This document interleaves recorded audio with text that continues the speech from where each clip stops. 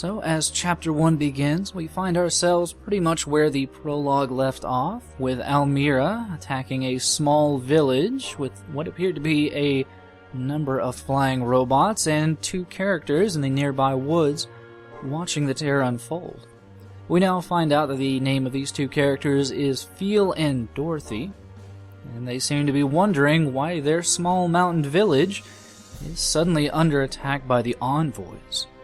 Now, we also learn from the prologue that for some reason, after the events of the prologue, that the gods started to have the envoys attack people, and everything was kind of going poorly for all of humanity for reasons as yet unknown. And for some reason, Phil is going to be our protagonist for the game because he's just that kind of hero. So he is going to go and protect the village while he sends Dorothy off, hopefully to get away from the horrible, dangerous robots and the flying robot lady who's gone amok.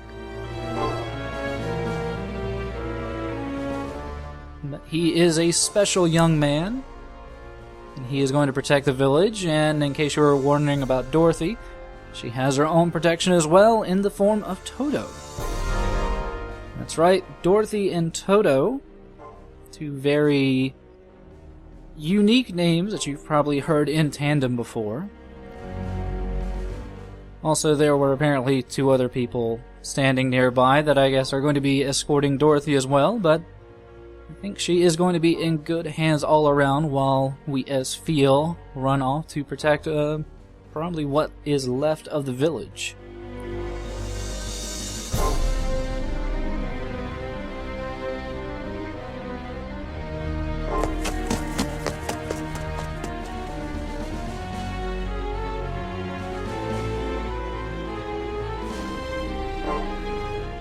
But for some reason or another, Toto the cat, that's a cat, decides not to stay with Dorothy and instead runs after Phil.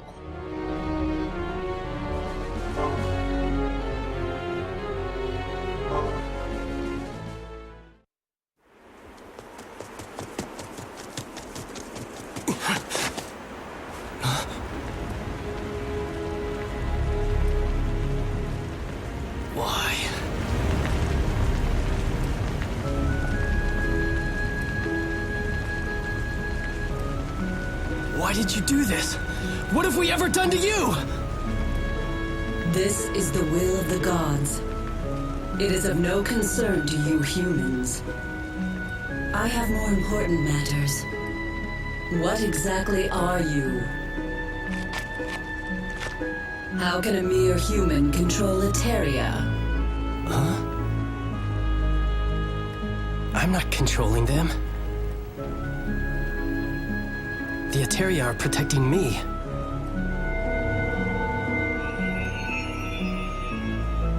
What? You could be the one the gods are seeking. I think I'd better give you a little test. Interesting. You move well. Very few escape Almira's attack. Almira? You mean Almira of Oz? You know of Oz? Yes. I mean, I've heard stories about Oz. Oz is made up of the Chosen Three, the greatest envoys of the gods.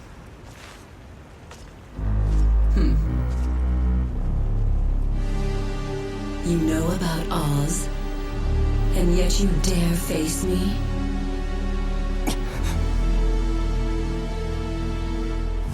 Trying to divert my attention while the other villagers escape, are you? Fool. Yet, that foolishness is actually rather endearing, I suppose. I won't kill you. Instead, I'll just let the gods determine your fate. But it's up to you whether you get there in one piece. What?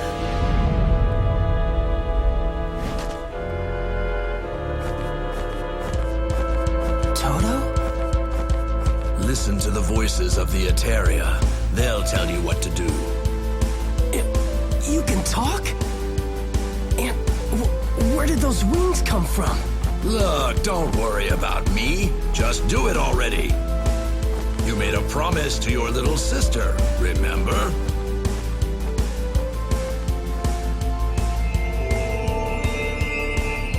Impossible. That's it. That's the way.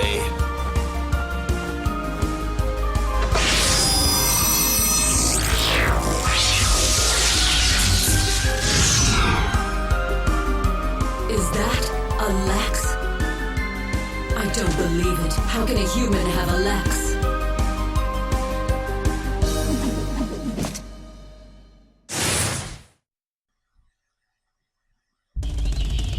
So now it's time to learn some basics. In the prologue we learned, well, you can mash square to attack, but now we're going to learn some more important things such as how to focus on an enemy. This will center our view on whatever we're attacking, but we got knocked back, and if we mash X, we can manage to right ourselves before we hit the ground. Now, obviously we don't want to get attacked, so as long as we are focusing on an enemy, we can also guard. Though it seems this barrel got in the way of Alira fully attacking us. Now we do want her to fully attack us because once she gets off her full combo, that gives us an opportunity to counterattack. Now there's no real clear tells when you can do this, but it seems to be the most effective strategy right now, and since we did lose a little health, we can find a few healing items scattered in barrels around the arena here, but we shouldn't really need them, because this is a tutorial fight. And even though it is a tutorial fight, she plays very defensively, so you do have to get your openings when you can, but what is this item here? Well, we'll find out a little bit later. For right now, we do want to figure out, well, just how we can deal with her. We are gradually whittling her down. We do want to be careful though, because once she gets low on health, she does do a little bit of a super move, which, if we're focused on her, we can evade and strafe away from. And that will do quite a bit of damage to our very small health pool right now, but we have finally defeated her.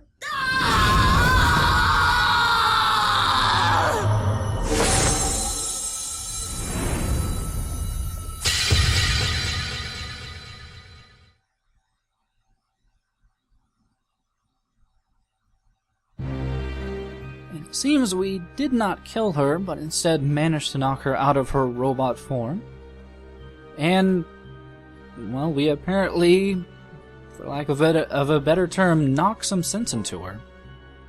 Seems that somehow Phil was able to know that she was under some outside control, and it was apparently due to the Etheria, which we now, I guess, know to be the weird, almost ethereal force that probably permeates the entire world. I guess it's symbolized in the game by those floating green balls that we've seen here and there, but yeah, somehow or another Alira was being controlled by the gods, not entirely. She did work on her own volition, but I guess the gods were convincing her that whatever she was doing was for the greater good, even though probably deep down she knew that oppressing and killing people was not quote-unquote good. Now with that reveal, we do get our first dialogue choice here. The dialogue choices are somewhat important. In this case, we do want to forgive Alira, make her to stop thinking about the evil that she's done, because there is something of a friendship meter that's a bit invisible in the game. Because, well, as you're going to see later on, the game has its own set of AI for your partners. And by choosing, I guess, what you might call the better, more friendlier option, though that's kind of relative to who you're talking to, it will actually work up your friendship with that character, and their AI will be more receptive to you. Now, she does go a little bit more here in regards to, I guess, the weird nature that Phil has with Etheria. She was pretty amazed by the fact he was able to magically change into another anime outfit and wield a blade that looks very familiar. And she mentions here another term, katina, that we are going to quickly get the definition of. We're not going to have to wait too long for that. She herself is a katina, which is a superior form of life that looks very much like a human being, but lasts a much longer, length of time. They have a longer lifespan. They can jump higher, they can do almost superhuman stuff, and they can communicate directly with Etheria. This makes them natural, foot soldiers for the gods, and what we now know in the story to be envoys. I guess the envoy is the evil terminology, or evil versions of these katinas. Apparently, sometime long ago in the past, possibly when the prologue was occurring, katinas and humans lived in some kind of synchronicity. And that was probably a much more happier time because human beings were not being murdered. And as to what caused this hundreds of years ago to happen, well, it's just a curse of the gods. Something happened, as we now know from the prologue. We are not going to find out definitely what happened for quite some time.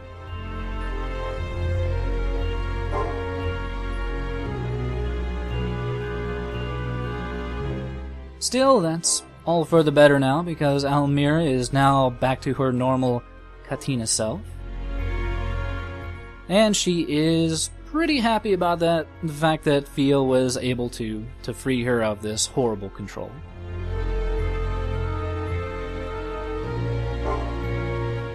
And we do want to say, you're welcome. But, that seems to just be the normal response, right? And I will try my best to get on friendly terms with Alira. She is pretty helpful.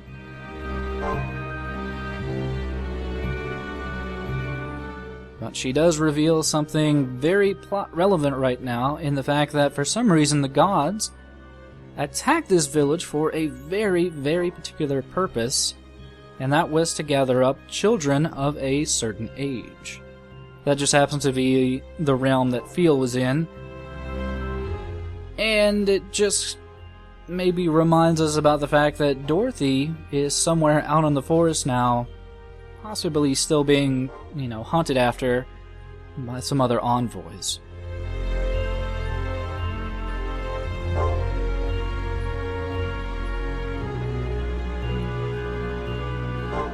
Yeah, even Alira here covers that fact, stating that there is one other envoy that's hunting people out in the forest.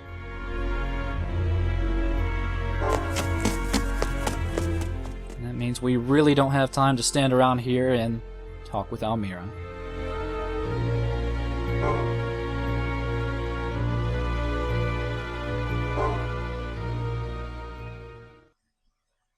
But with that done, we have successfully finished our first chapter, and that means that we are going to get a little bit of a stat breakdown. We do get a ranking after each stage, and it will get more and more complicated, but we'll go into that more later on. For now, hopefully you'll join me next time as we get into some actual combat.